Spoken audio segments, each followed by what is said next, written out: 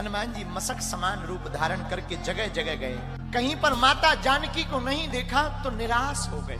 लेकिन हनुमान जी ने एक लंका में मकान देखा, विचित्र। कैसा? एक मकान बना, उस मकान के बाहर एक तरफ लिखा रा, दूसरी तरफ माँ। हनुमान जी सोचने लगे ये राक्षस की नगरी में राम कहां से आया, यहाँ सज्जन कौन है। लेकिन धन्य विभीषण जी, लंका में रहते भी राम जाप नहीं छोड़ा, और हम लोग भारत में रह करके भी राम जाप नहीं कर पाए। रावण के कान में किसी ने कहा, क्या तुम्हें पता है तुम्हारा भाई तुम्हारे दुश्मन का प्रेमी है, राम का। रावण भागता भागता आया दरवाजे पर विभीषण के। विभीषण जी भैया, ये दरवाजे पर एक तरफ रा, दूसरी तरफ माँ, ये तुमने राम क्यों लिख रखा? विभीषण जी मौन हो गए। रावण चिल्लाया, ये राम क्यों लिख रखा दरवाजे पर? विभीषण जी बोले, भैया भ्राता, आपका किसी ने दिमाग खराब कर दिया, हमने राम नहीं लिखा, ये तो आपका ही नाम है। रावण बोला, हमारा नाम तो रावण है, राम नहीं है, रा और माँ। विभीषण जी बोले, हमने डिस्टेंस में लिखा, अक्षरों की कमी थी, दीवार कम पड़ रही थी। रा माने रावण, माँ माने मंदोदरी।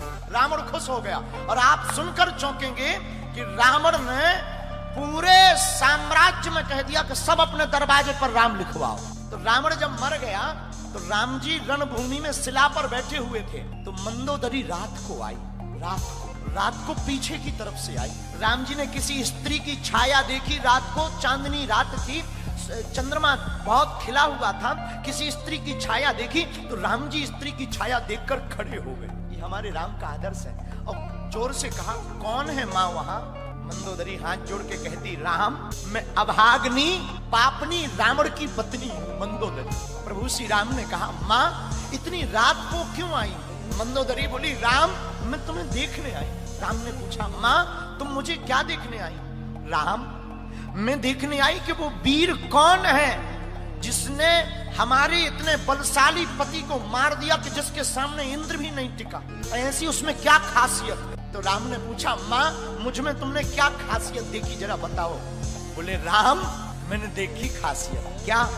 राम, एक मेरा पति था जो दूसरे की स्त्री पर नजर रखता था, एक राम है जो स्त्री की छाया देख करके भी माँ के रूप में संबोधन करता है।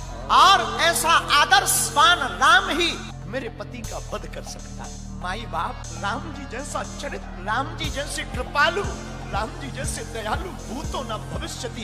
इसलिए राम के चित्र को मंदिरों में मत रखिए, भारत के लोगों राम के चरित्र को अपने दिलों में रखिए।